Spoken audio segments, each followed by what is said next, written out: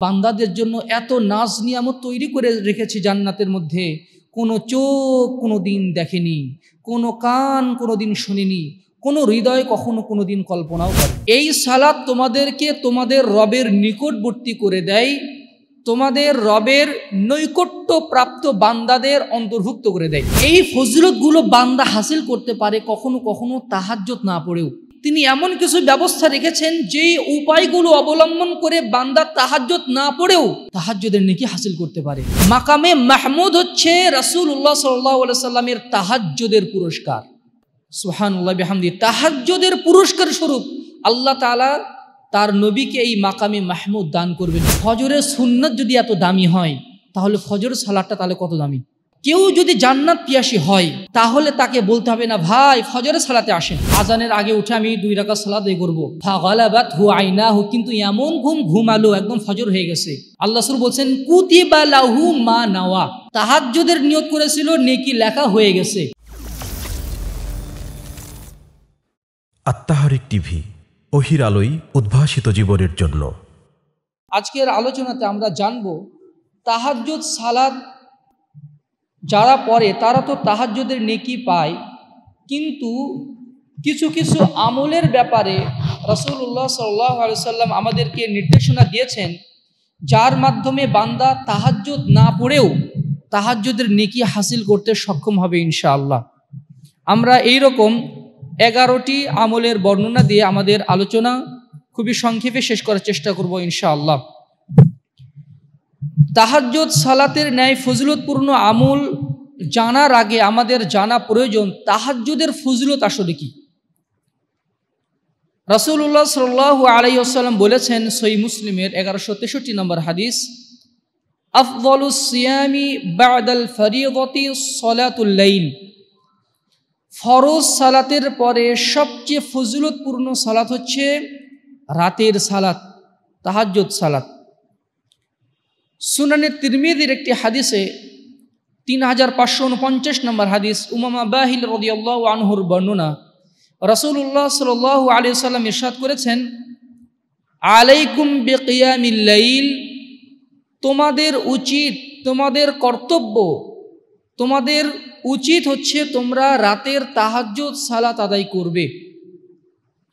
কেন আদায় করবে? ওয়াহুয়া আলাইকুম বিকিয়ামিল ফাইন্নাহু দা'বুস সালিহিনা মান কানা ক্বাবলাকুম, তোমাদের পূর্ববর্তী যারা নেককার বান্দা ছিলেন তাদের চিরায়ত অভ্যাস ছিল রাতের সালাত আদায় করা। সালাফদের যুগে এটা আশ্চর্যের ব্যাপার ছিল যে কোনো বান্দা রাতের কিছু অংশ আল্লাহর জন্য ব্যয় করে না।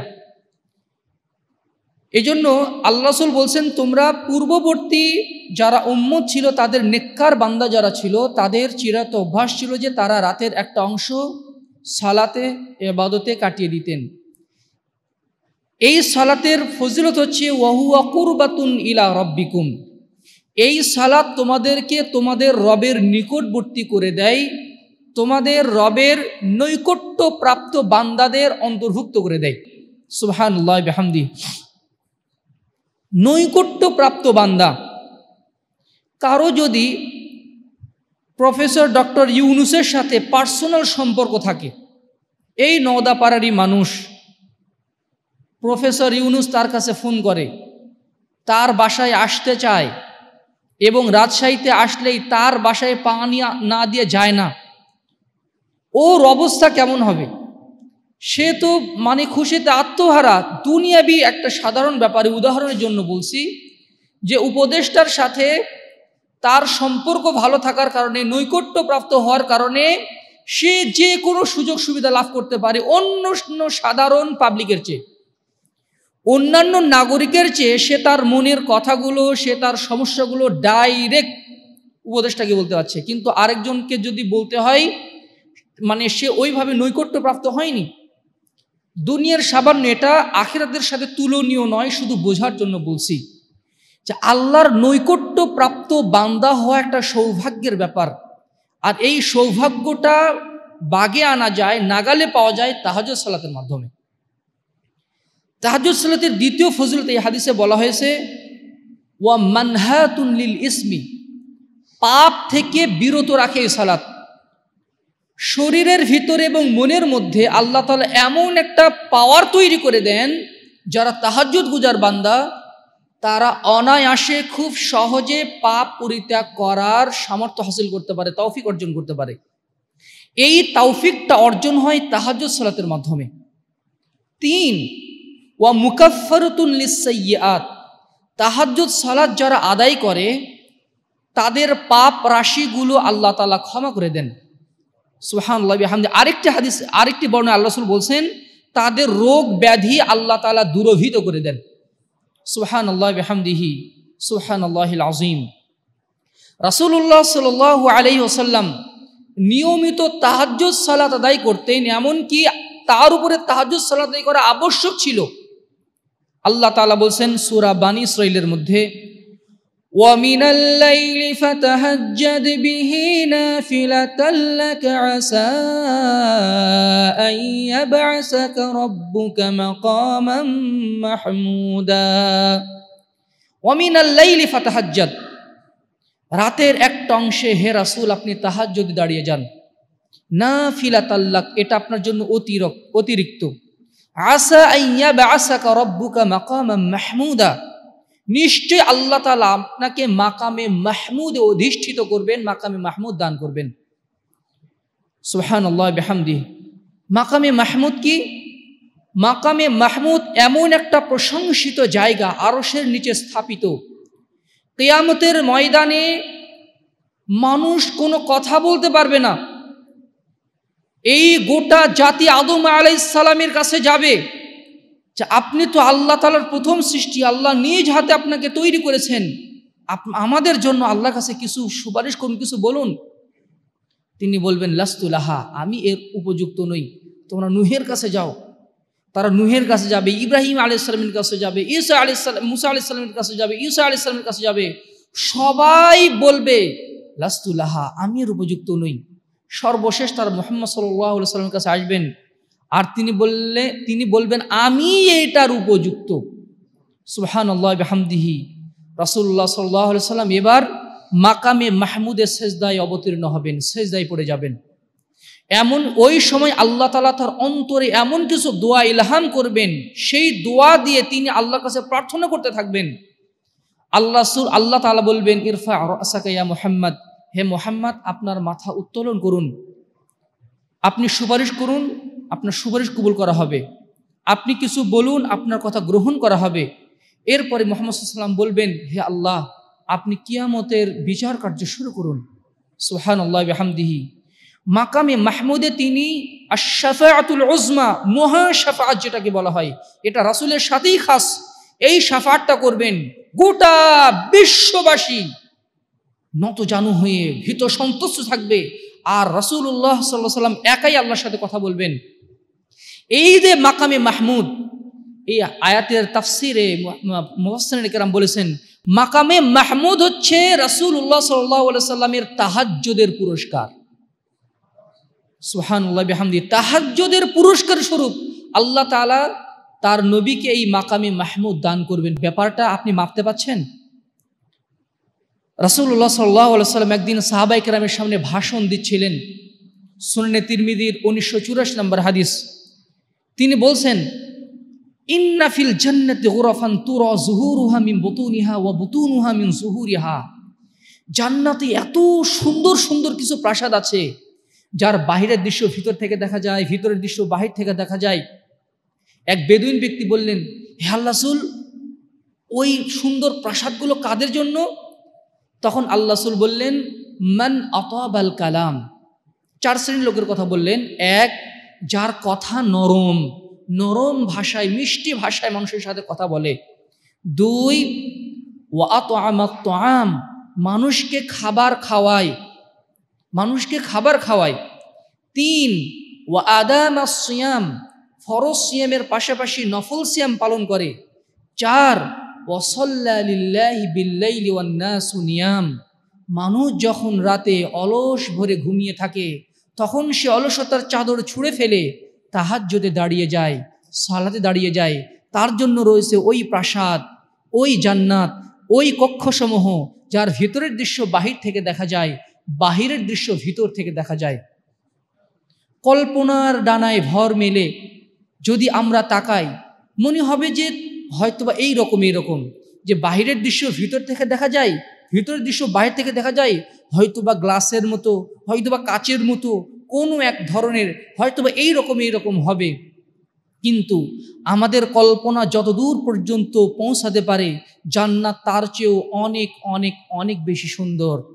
আল্লাহ রাসূল বলেছেন, আল্লাহ তাআলা বলেছেন, আ'দাততু লিইবাদিয়াস সালিহিন মা লা আইনুন রাআত ওয়ালা উযনুন সামিআত ওয়ালা খাতার আলা কলবি বাশার।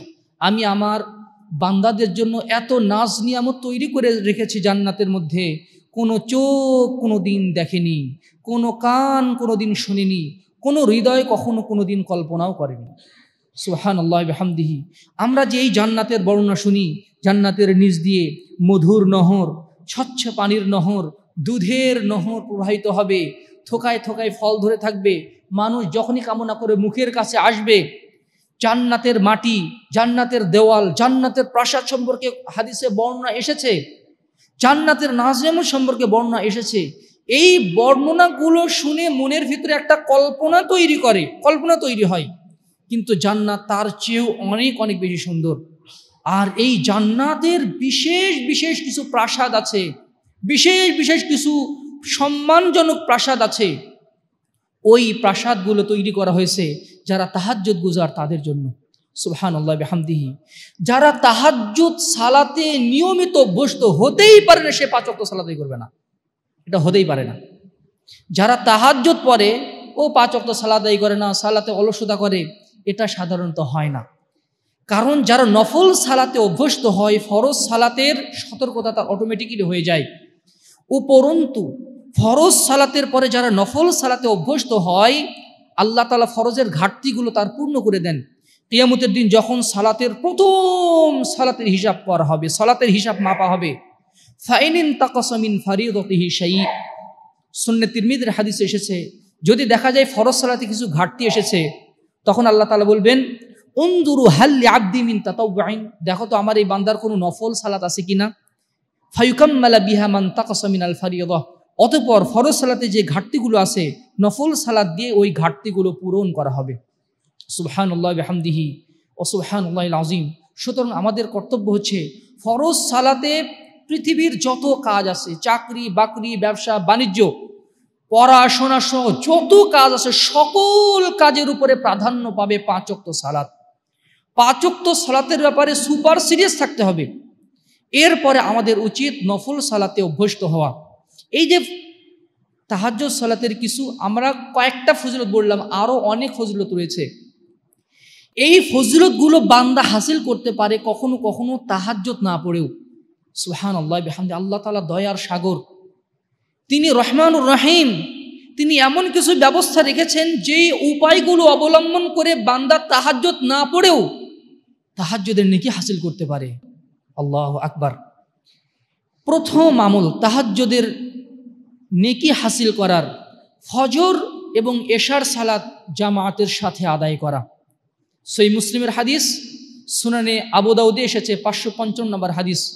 ইসলামের তৃতীয় খলিফা উসমান ইবনে আফফান রাদিয়াল্লাহু আনহুর বর্ণনা, আল্লাহ রাসূল বলেছেন, মান সাল্লাল ইশা ফি জামাআতিন, যে ব্যক্তি এশার সালাত জামাতের সাথে আদায় করবে, ফাকান্নামা কামা নিসফাল লাইল, সে যেন অর্ধেক রাত ধরে তাহাজ্জুদ সালাত আদায় করলো, কিয়ামুল লাইল করলো।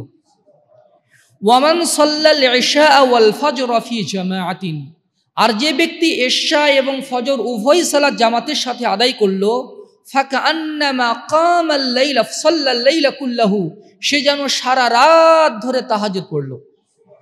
সুবহানাল্লাহি বিহামদিহি সুবহানাল্লাহিল আযীম।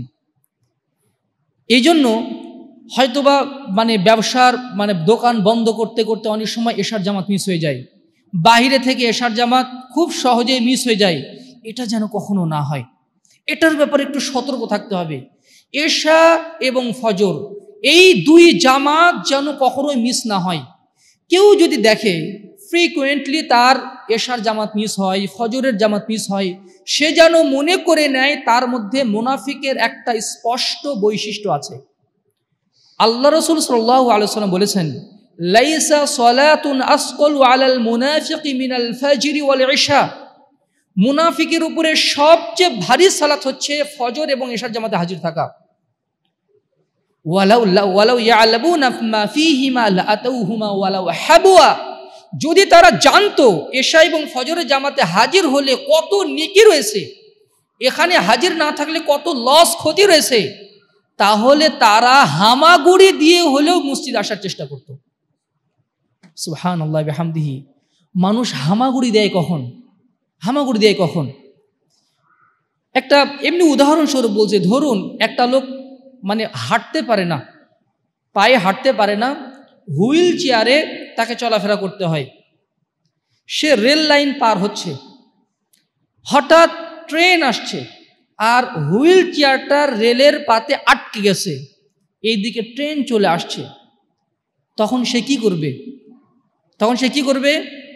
হামাগুড়ি দিয়ে হলেও জীবন বাঁচার তাগিদে সে ওখান থেকে চলে যাবে।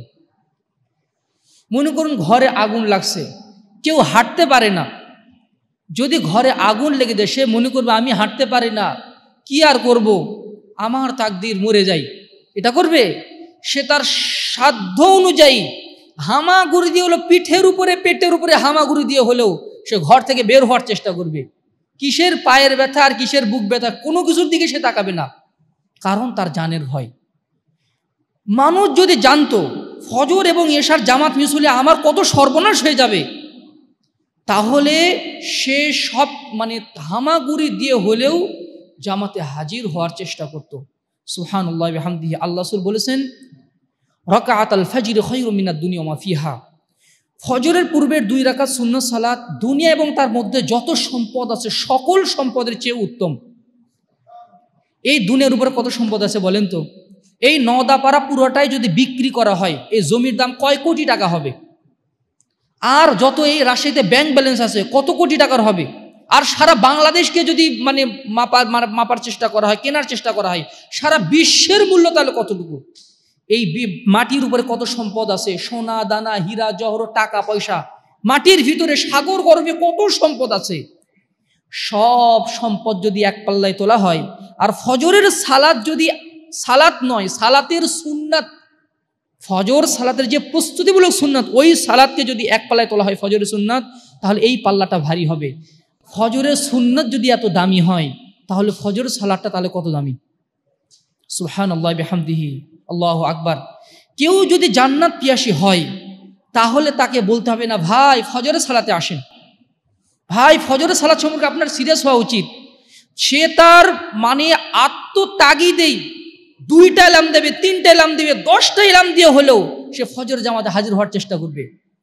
আপনার ট্রেন যদি 6টার দিকে হয় অথবা 5টার দিকে, ভোর 5টার দিকে আপনার যদি ট্রেন হয়, অথবা ফ্লাইট ভোর 5টায়, আপনি কি করবেন? 1টা 2টা 3টা 4টা 5টা অ্যালার্ম দিবেন, আবার স্ত্রীকে বলবেন এই জাগিয়ে দিও আমার কিন্তু 5টার দিকে ফ্লাইট, আবার আরেকজনকে বলবেন, অমুককে বলবেন ফোন দিও, আপনার ফ্লাইটটা যেন কোনোভাবেই মিস না হয়।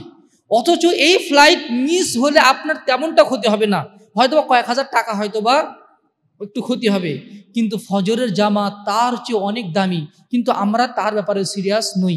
শয়তান আমাদেরকে অলস বানিয়ে দেয়। এই জন্য ফজর এবং এশার সালাত যারা জামাতের সাথে আদায় করবে নিয়মিত, তারা তাহাজ্জুদ না পড়েও সারা রাত ঘুমিয়ে তাহাজ্জুদের নেকি পাইতে পারে। সুবহানাল্লাহ বিহামদিহি। আল্লাহ তাআলা আমাদেরকে তৌফিক দান করুন। অনেক সালাফ আছেন, তারা শুধু মানে জামাতের সাথে সালাত মিস হওয়ার ভয়ে তারা বিভিন্ন জায়গায় সফর করতেন না, শুধু জামাতের সাথে সালাত মিস হওয়ার ভয়ে। আল্লাহু আকবার।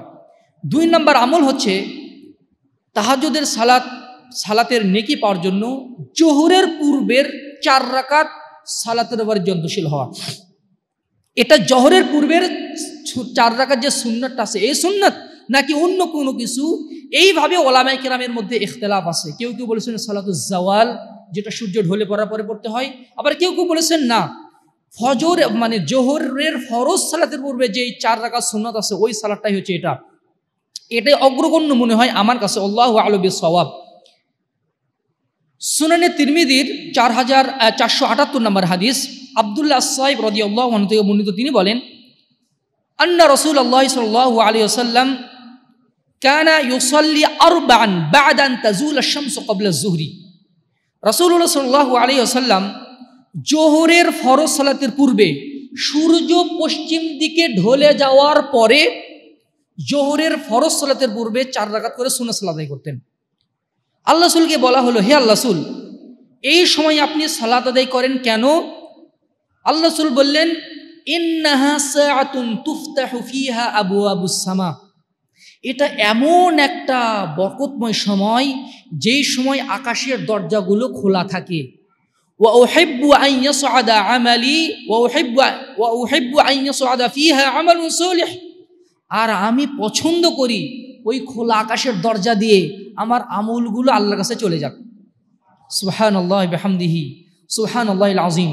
শুধু কি তাই, আল্লাহ রাসূল আরেক হাদিসে বলেছেন, সিলসিলা সহিহার 1431 নম্বর হাদিস, আরবাউ রাকাআতিন ক্বাবলা আয-যুহরি ইয়াদিলনা বিসসালাতিস সাহরি।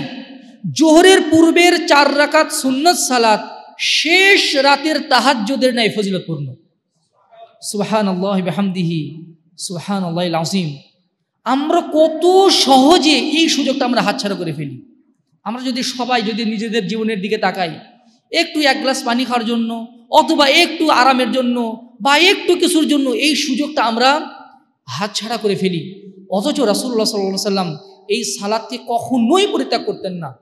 মা আয়েশা সিদ্দিক রাদিয়াল্লাহু আনহা বলছেন, ইযা লাম ইউসাল্লি আরবাআন ক্বাবলা যুহরি সাল্লাহা বা'দাহা।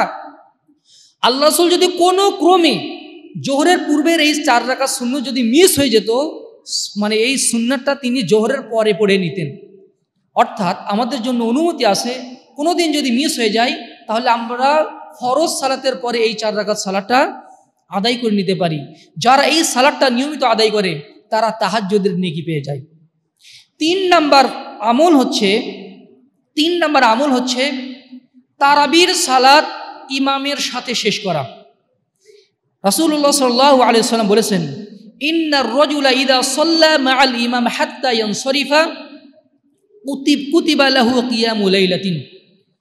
কোন ব্যক্তি যদি ইমামের সাথে তারাবির সালাত আদায় করে, এটা অনেক বড় হাদিস, তার হাদিসের অংশ বলছি, তাহলে একদম শেষ পর্যন্ত ভিতর পর্যন্ত কেউ যদি ইমামের সাথে সালাত আদায় করে, সে ওই রাতে মানে তাহাজ্জুদের সালাত আদায় করেছে বলে লিপিবদ্ধ করা হবে। এজন্য রমাদানে যদি আমরা দেখি যে ধীরে সুস্থে তারাবির সালাত আদায় করা হচ্ছে, তাহলে এই সালাতটা জামাতের সাথে আদায় করাই উত্তম। 4 নম্বর আমল হচ্ছে রাতের বেলা 100 আয়াত তেলাওয়াত করা। রাতের বেলা 100 আয়াত তেলাওয়াত করা। রাসূলুল্লাহ সাল্লাল্লাহু আলাইহি ওয়াসাল্লাম বলেছেন, সুনানে দারিমির হাদিস, মান ক্বারাআ বিমিআতি আয়াতিন ফি লাইলাতিন হুসিবা লাহু কুনুতু লাইলাতিন। যে ব্যক্তি রাতের বেলা 100 আয়াত কোরআন তেলাওয়াত করে, ওই ব্যক্তিকে তাহাজ্জুদের নেকি লিখে দেওয়া হয়। সুবহানাল্লাহি বিহামদিহি সুবহানাল্লাহিল আযীম। 100 আয়াত তেলাওয়াত করা।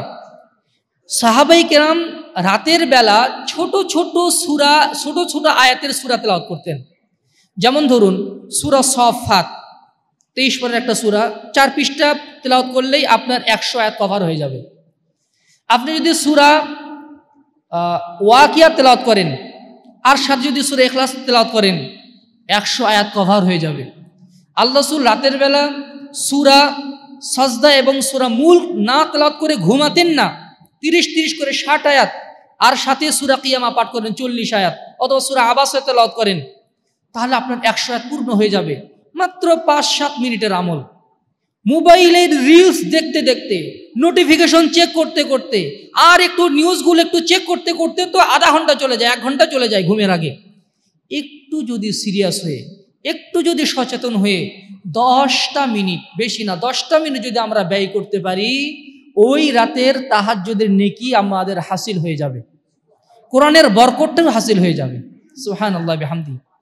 5 নম্বর আমল তাহাজ্জুদের নেকি লাভ করার, রাতের বেলা সূরা বাকারার শেষ 2 আয়াত তেলাওয়াত করা। আমানার রাসূলু বিমা উনজিলা ইলাইহি মির রাব্বিহি ওয়াল মুমিনুন কুল্লুন আমানা বিল্লাহি ওয়া মালাইকাতিহি ওয়া কুতুবিহি ওয়া রুসুলিহি, এখান থেকে নিয়ে শেষ পর্যন্ত, অথবা লিল্লাহি মা ফিস সামাওয়াত 3 আয়াত অথবা 2 আয়াত। দুই আয়াতটাই বেশি প্রসিদ্ধ। রাসূলুল্লাহ সাল্লাল্লাহু আলাইহি ওয়াসাল্লাম বলেছেন, মান ক্বারাআ আয়াতাইনি মিন আখির সূরাতিল বাকারা ফি লাইলাতিন কাফাতাহু। কেউ যদি রাতের বেলা সূরা বাকারার শেষ দুই আয়াত তেলাওয়াত করে তার জন্য যথেষ্ট হয়ে যাবে। কি যথেষ্ট হয়ে যাবে? এই হাদিসের রাবী আবু মাসউদ রাদিয়াল্লাহু আনহু বলেছেন, তার জন্য তাহাজ্জুদের নেকি লাভ করার জন্য যথেষ্ট হয়ে যাবে। আর কি যথেষ্ট হয়ে যাবে? ওই রাতে জিন শয়তান আর মানুষ শয়তানের পক্ষ থেকে আগত যাবতীয় অনিষ্টকারিতা থেকে আত্মরক্ষার জন্য অদৃশ্যভাবে এই দুটি আয়াতই যথেষ্ট হয়ে যাবে। ধরুন যে রাতের বেলা ঘুমিয়ে আছেন কয়েল জ্বালিয়ে, হঠাৎ কয়েলের আগুনটা তোষকে অথবা চাদরের কোনায় লেগে একটা বড় অকারেন্স ঘটে যেতে পারে, চাই না? যেতে পারে না? রাতে ঘুমিয়ে আছেন, হঠাৎ ফ্যানটা ধপাস করে পড়ে গেল, এটা এক ধরনের ক্ষতি না?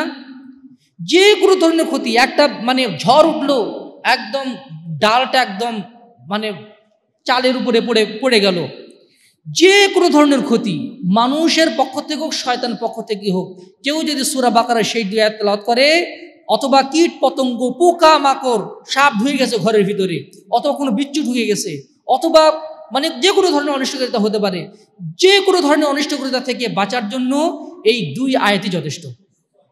আরেকটা হচ্ছে সূরা বাকারার যদি আয়াতুল কুরসি তেলাওয়াত করেন, এটাও শয়তান আক্রমণ থেকে বাঁচার জন্য একটা অন্যতম একটা মাধ্যম হতে পারে। সুতরাং সূরা বাকারার শেষ দুই আয়াত তেলাওয়াত করতে 2 মিনিটও সময় লাগে, 1 মিনিটের ভিতরে হয়ে যাবে। আপনার যদি মুখস্থ থাকে, বিছানায় উঠে সূরাটা পড়ে বা আয়াত দুটো পড়ে আপনি ঘুমে যেতে পারেন, অথবা মোবাইলে শুধু সূরাটা বের করে 1 মিনিটে পড়ে শেষ করতে পারেন যদি মুখস্থ না থাকে। মাত্র 1 মিনিটের আমল, কিন্তু নেকিটা বিশাল। আপনি নিজে সেফ হয়ে গেলেন, আপনার সন্তান সন্ততি সেফ হয়ে গেল, পরিবারটা হেফাজত হয়ে গেল আল্লাহর পক্ষ থেকে, আর সারা রাতের তাহাজ্জুদের নেকিটাও অর্জিত হয়ে গেল। সুবহানাল্লাহ বিহামদিহি সুবহানাল্লাহিল আযীম। 5 নম্বর আমল হচ্ছে সচ্চরিত্র গঠন করা। ইন্নাল মুমিনা লা ইউদরিকু বিহুসনি খুলুকিহি দারাজাতা কাইমিল লাইল ওয়া সাইমিন নাহার। সুনানে আবু দাউদের হাদিস, সুনানে তিরমিজিতেও হাদিসটি এসেছে। আল্লাহ রাসূল বলেছেন, একজন সচ্চরিত্রবান বান্দা তার সচ্চরিত্রের মাধ্যমে রাতের বেলা কিয়ামকারী, দিনের বেলা সিয়াম পালনকারীর মর্যাদা হাসিল করতে পারে। সুবহানাল্লাহ বিহামদিহি। সচ্চরিত্রের 3টি দিক আছে: আল্লাহর সাথে সচ্চরিত্র, রাসূলের সাথে সচ্চরিত্র, মুআমালাতের ক্ষেত্রে মানুষের সাথে সচ্চরিত্র। আল্লাহর বিধান পালন করতে হবে, রাসূলের বিধান আদেশ নিষেধ পালনের মাধ্যমে রাসূলের সাথে সদাচরণ থাকতে হবে, এবং মুআমালাতের ক্ষেত্রে মানুষের সাথে হাসি মুখে সুন্দর ব্যবহার দিয়ে হাসি মুখে কথা বলে মানুষের সাথে সদাচরণ করতে হবে। কেউ যদি সদাচরণের এই গুণটা অর্জন করতে পারে, উত্তম চরিত্র গঠন করতে পারে, সে একজন তাহাজ্জুদ গুজার ব্যক্তির মতো এবং নিয়মিত নফল সিয়াম পালনকারীর মতো প্রত্যেক দিন মর্যাদা পেয়ে যাবে। সুবহানাল্লাহ বিহামদিহি। এই জন্য আল্লাহর কাছে দোয়া করতে হবে, আল্লাহুম্মা কামা হাসানতা খালকি ফাআহসিন খুলুকি। আয়নার সামনে দাঁড়িয়ে আল্লাহ রাসূল দোয়া করতেন, আল্লাহ আমার এই দেহ অবয়বটা যেভাবে সুন্দর করেছেন, আল্লাহ আগো আমার চরিত্রটাও এভাবে সুন্দর করে দিন। চরিত্রিক সৌন্দর্যের জন্য আল্লাহর কাছে প্রার্থনা করতে হয়। এটা আল্লাহর পক্ষতে একটা নিয়ামত, এটা আল্লাহর পক্ষতে একটা দান। আল্লাহ তাআলা তার প্রিয় বান্দাদেরকে এটা দান করেন। আল্লাহ যেন আমাদেরকে সেই সৌভাগ্য দান করেন, আল্লাহুম্মা আমিন। 6 নম্বর বললাম। 7 নম্বর হচ্ছে বিধবা এবং মিসকিনকে সহযোগিতা করা, এর মাধ্যমে তাহাজ্জুদের নেকি অর্জিত হয়। সহিহুল বুখারীর হাদিস, রাসূলুল্লাহ সাল্লাল্লাহু আলাইহি ওয়াসাল্লাম বলেছেন, আস-সাঈ আলা খিদমাতিল আরমিলাতি ওয়াল মিসকিন কাল মুজাহিদি ফি সাবিলিল্লাহ আও কাইমিল লাইল ওয়া সাইমিন নাহার। আস-সাঈ আলা খিদমাতিল আরমিলাতি ওয়াল মাসাকিন, যারা বিধবা এবং মিসকিনদের সহযোগিতা করে, সহযোগিতায় এগিয়ে আসে, তারা আল্লাহর পথের মুজাহিদের মতো, অথবা রাতের বেলা তাহাজ্জুদ গুজার, দিনের বেলা সিয়াম পালনকারীর মতো মর্যাদাবান। সুবহানাল্লাহ বিহামদিহি সুবহানাল্লাহিল আযীম। বিধবা, আমাদের খালারা বিধবা হয়ে যায়, আমাদের ফুপুরা বিধবা হয়ে যায়। বাজারে যাওয়ার সময়, ফুপু আপনার কিছু প্রয়োজন, বাজারে যাচ্ছি, বলেন প্রয়োজন হলে আমি নিয়ে আসব, অথবা তাদের একটু ফোন করা, কেমন আছেন, আপনার শরীরের অবস্থাটা কেমন আছে, অথবা তার জন্য বিকাশে কিছু টাকা পাঠিয়ে দেওয়া। যারা বিধবা আছে, যারা মিসকিন আছে, তাদেরকে সহযোগিতা করা, তাদেরকে মানসিক সাপোর্ট দিয়ে সহযোগিতা করা যায়, অর্থনৈতিক হেল্প করে মানে সহযোগিতা করা যায়, আবার শারীরিক পরিশ্রমের মাধ্যমে তাদেরকে সহযোগিতা করা যায়। ওমর ইবনে খাত্তাব রাদিয়াল্লাহু আনহু প্রত্যেক রাতে একজন মহিলার ঘরে ঢুকতেন, অন্ধ মহিলার ঘরে ঢুকতেন। তালহা ইবনে উবাইদুল্লাহ রাদিয়াল্লাহু আনহু এটা লক্ষ্য করলেন যে ওমর রাদিয়াল্লাহু আনহু প্রত্যেক দিন এই জায়গায় ঢোকে কেন। একদিন গিয়ে ঢুকলেন ওই বাড়িতে, দিনের বেলা গিয়ে দেখলেন একজন অন্ধ মহিলা শুয়ে আছে বিছানাতে। তা গিয়ে জিজ্ঞাসা করলেন, আচ্ছা মা, আপনার কাছে প্রতিদিন কে আসে? বলছে, কে যে আসে বাবা, প্রত্যেক দিন এসে আমাকে খাইয়ে দিয়ে যায়, আমার এগুলো ময়লাগুলো পরিষ্কার করে দিয়ে যায়, আমি এত করে বলি আমার জন্য এত কষ্ট করার দরকার নাই, লোকটা প্রত্যেক দিনই আমার সেবা করে যায়। সুবহানাল্লাহ বিহামদিহি খলিফাতুল মুসলিমিন। তখন তালহা রাদিয়াল্লাহু আনহু নিজেকে ধিক্কার দিয়ে বলছেন, ধিক তোমার প্রতি হে তালহা, তুমি ওমরের দোষ খুঁজে বেড়াচ্ছিলে। সুবহানাল্লাহ বিহামদিহি সুবহানাল্লাহিল আযীম। মহান ব্যক্তিরা যদি এই কাজ করতে পারে, এত বড় পদমর্যাদার অধিকারী হয়ে, আর আমরা কিসের কি? আমরা কি একটু মানে আমাদের আশেপাশে যারা গরিব দুঃখী অসহায় আছে তাদের খোঁজ খবর নেওয়ার মাধ্যমে, তাদের একটু সহযোগিতার মাধ্যমে, সাপোর্ট দেওয়ার মাধ্যমে আমরাও কিন্তু মুজাহিদের মর্যাদা লাভ করতে পারি। একসাথে মুজাহিদের মর্যাদা, রাতের বেলা তাহাজ্জুদ পড়ার মর্যাদা এবং দিনের বেলা সিয়াম পালন করার মর্যাদা একসাথে পেয়ে যেতে পারি। সুবহানাল্লাহ বিহামদিহি সুবহানাল্লাহিল আযীম। 8 নম্বর আমল হচ্ছে জুমার দিনের কতিপয় আদব রক্ষা করা। সুনানে আবু দাউদের হাদিস 345 নম্বর হাদিস, আল্লাহ রাসূল বলছেন, মান গাসসালা ইয়াউমাল জুমআতি ওয়াগতাসালা, যে ব্যক্তি জুমার দিনে নিজে গোসল করবে, পরিবারকে গোসল করবে, সুম্মা বাক্কার ওয়া বাতাকারা, নিজে আগে ভাগে মসজিদে আসবে, পরিবার পরিজনকে, ছেলে মেয়ে চলো আগে ভাগে মসজিদে চলো, স্ত্রী পরিবার পরিজনকে নিয়ে আগে ভাগে মসজিদে আসবে, ওয়া মাশা ওয়া লাম ইয়ারকাব, হেঁটে হেঁটে মসজিদে আসবে, আরোহী হবে না। আরোহী হওয়া না জায়েজ নয়, কিন্তু এখানে হাঁটার উদ্বুদ্ধ করা হয়েছে। যত দূর থেকে আসবে প্রত্যেক কদমে কদমে তার নেকি মর্যাদা বৃদ্ধি পায়, নেকি বৃদ্ধি পায় এবং পাপ ক্ষমা হয়ে যায়। সুম্মা মাশা ওয়া লাম ইয়ারকাব, হেঁটে হেঁটে আসবে, আরোহী আসবে না। ওয়া দানা মিনাল ইমাম, ইমামের নিকটবর্তী হবে। অনেকে আছে মসজিদে ঢুকে ওই পিলার ধরে, পিলারের কাছে দাঁড়ায়, কেউ জানালার কাছে দাঁড়ায়, কেউ কোনার কাছে দাঁড়ায়। কিন্তু উত্তম হচ্ছে ইমাম যেখান থেকে খুতবা দিবেন ওর কাছাকাছি বসে বসে তারপরে বিস্তৃত হওয়া, এটা হচ্ছে উত্তম। ওয়া দানা মিনাল ইমাম, ইমামের নিকটবর্তী হয়। ফাসতামা ওয়া লাম ইয়ালগু, একটু উচ্চারণ, কোনো অহিত কাজ করে না, খুব মনোযোগ দিয়ে খুতবা শ্রবণ করে এবং সালাত আদায় করে সে বাড়িতে যখন চলে যায়, আল্লাহ রাসূল বলছেন, কানা লাহু বিকুল্লি খুতওয়াতিন আমালু সানাতিন আজরু সিয়ামিহা ওয়া কিয়ামিহা, বাড়ি থেকে যে হেঁটে হেঁটে আসলো প্রত্যেক পদক্ষেপের বিনিময়ে 1 বছর সিয়াম এবং কিয়ামের নেকি সে পেয়ে যাবে। একবার পদক্ষেপ মানে একবার পা ফেলার মাধ্যমে। আপনার বাসা থেকে মসজিদে হেঁটে আসতে যদি 50 কদম হাঁটতে হয়, মনে করুন 50 কদম হেঁটে আসতে হয়েছে, যেতে হয়েছে নিকটবর্তী হলে, তাহলে 50 বছর লাগি টানা 50 বছর তাহাজ্জুদের নেকি পেয়ে যাবেন, যেই 50 বছরের একদিনও তাহাজ্জুদ ছোটেনি। এবং এই 50 বছর নিয়মিত সিয়াম পালনের নেকি ওই বান্দা পেয়ে যাবে, যেই 50 বছরের কোনো দিন তার নফল সিয়াম ছোটেনি। সুবহানাল্লাহ বিহামদিহি সুবহানাল্লাহিল আযীম। এই 5টা আদব যদি কেউ জুমার দিন রক্ষা করে, জুমার দিন গোসল করবে, আগে ভাগে মসজিদে আসবে, হেঁটে হেঁটে আসবে, ইমামের নিকটবর্তী বসবে এবং কোনো অহেতুক কথা বলবে না, কাজ করবে না। কেউ যদি মোবাইল নিয়ে নোটিফিকেশন চেক করে, অহেতুক কাজ। কেউ যদি বলে এই ভাই চুপ করেন, অহেতুক কাজ। কেউ যদি কার্পেটের সুতা নিয়ে টানাটানি করে, এটা অহেতুক কাজ। মুয়াজ্জিন সাহেব ফ্যানটা দেন, এসিটা ছাড়েন, অহেতুক কাজ। এগুলো অহেতুক কাজ না করে সে মানে সুন্নাতকে আদর্শ হিসেবে গ্রহণ করে খুতবা শ্রবণ করবে, সুন্দরভাবে মসজিদে চলে যাবে, মসজিদ থেকে চলে যাবে, তাহলে যতবার সে পা ফেলেছে, উদাহরণের জন্য 50 কদম বললাম, আরও তো বেশি, কেউ 100 কদম হেঁটে আসে, কেউ 500 কদম হেঁটে আসে, তাহলে এক জুমাতেই 500 বছরের নেকি অর্জিত হবে, যেই 500 বছরে কোনো দিন তার তাহাজ্জুদ ছোটেনি, যে 500 বছরে কোনো দিন তার নফল সিয়ামও ছোটেনি। সুবহানাল্লাহ বিহামদিহি। আমরা যদি জুমার দিনের ব্যাপারে একটু সতর্ক হতাম, দেখেন ঘোরাঘুরি জুমার দিন, তারপরে একটু বেশি ঘুম জুমার দিন, কোরআন তেলাওয়াতে গাফলাতি আমাদের জুমার দিন, এই জুমার দিন বিয়ের অনুষ্ঠান, এই জুমার দিন সামাজিক অনুষ্ঠান, অন্যান্য দিনগুলো আমরা যতটা ইবাদত করি, জুমার দিন আমরা আরও বেশি গাফেল হয়ে যাই। আল্লাহ তাআলা আমাদেরকে এই ফিতনা থেকে মুক্তি দান করুন, আল্লাহুম্মা আমিন। 9 নম্বর উপায় হচ্ছে আল্লাহর পথে পাহারা দেওয়া। রিবাতু ইয়াউমিন ওয়া লাইলাতিন ফি সাবিলিল্লাহ খায়রুম মিন কিয়ামিশ শাহরিন।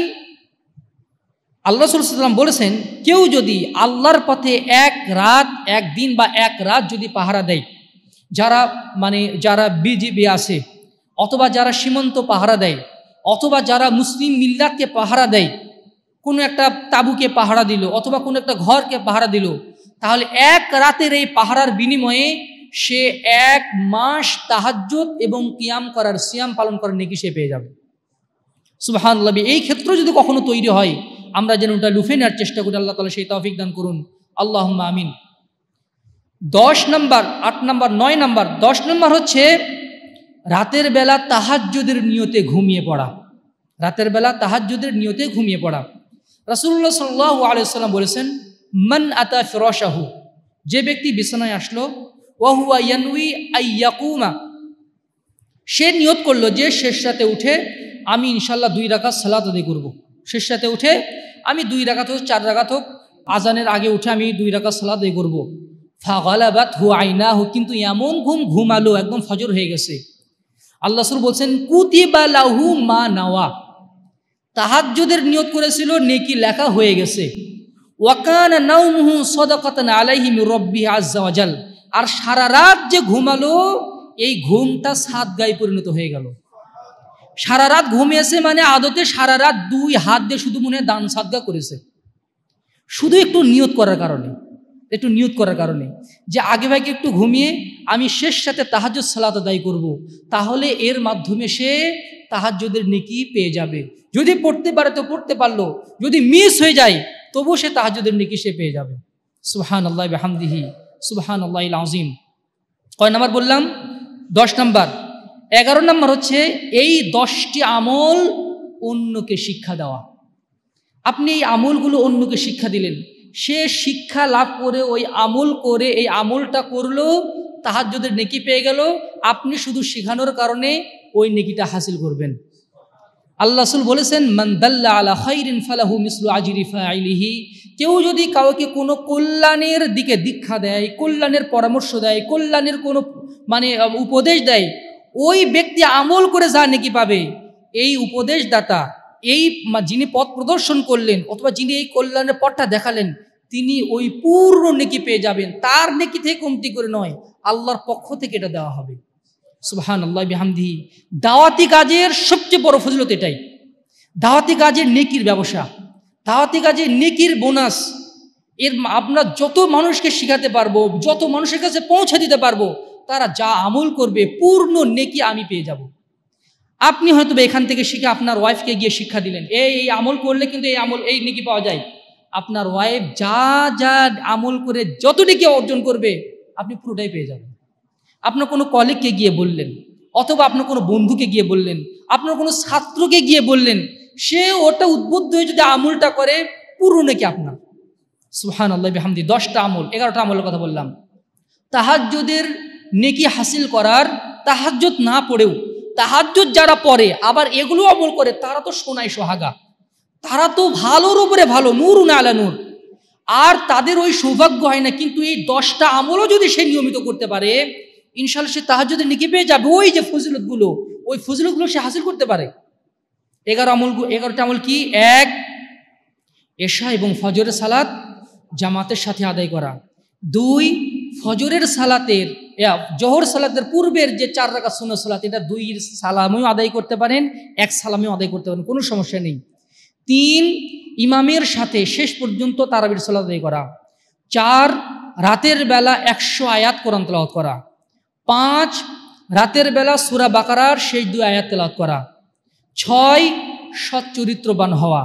7, বিধবা এবং মিসকিনদের সহযোগিতায় এগিয়ে আসা। 8, জুমার দিনের ওই 5টি আদবের কথা বললাম, 5টি আদব রক্ষা করা। 9 আল্লাহর পথে পাহারা দেওয়া। 10 তাহাজ্জুদের নিয়তে রাতে ঘুমাতে যাওয়া। আর 11 এই 10টি আমল অপরকে শিক্ষা দেওয়া। মহান আল্লাহ তাআলা আমাদেরকে এই আমলগুলোর প্রতি যত্নশীল হওয়ার তৌফিক দান করুন। আল্লাহুম্মা আমিন।